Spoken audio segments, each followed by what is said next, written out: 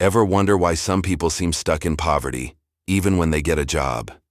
You might think a new job is always a step up, but what if I told you that for many, working actually makes them poorer?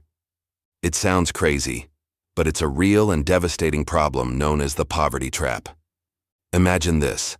Someone on welfare finally lands a job. They're excited, hopeful. But then the first paycheck arrives.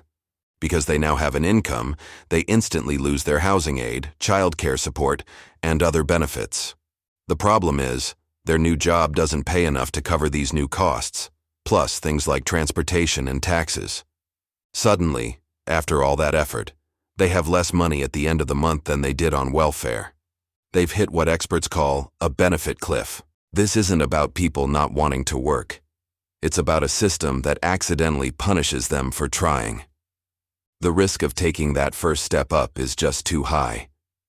The system is designed in a way that the incentives to escape poverty are incredibly weak, or even negative.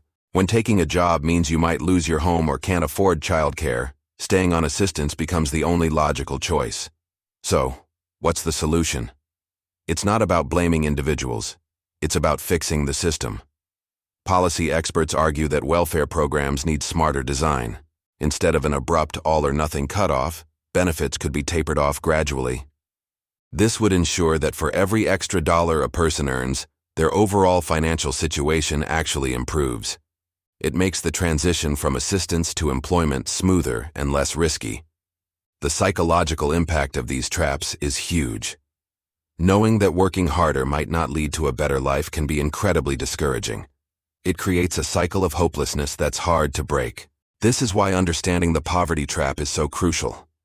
It shows us that tackling poverty isn't just about creating jobs. It's about building intelligent, compassionate systems that provide a real ladder out, not a cliff to fall from. So next time you hear a simple story about poverty, remember it's often a lot more complex. It's about systems, incentives, and the hidden costs of trying to get ahead. By redesigning these systems, we can turn a trap into a true pathway to a better life. Thanks so much for watching. If you found this insightful, please hit that like button and subscribe for more content that makes you think. See you in the next one.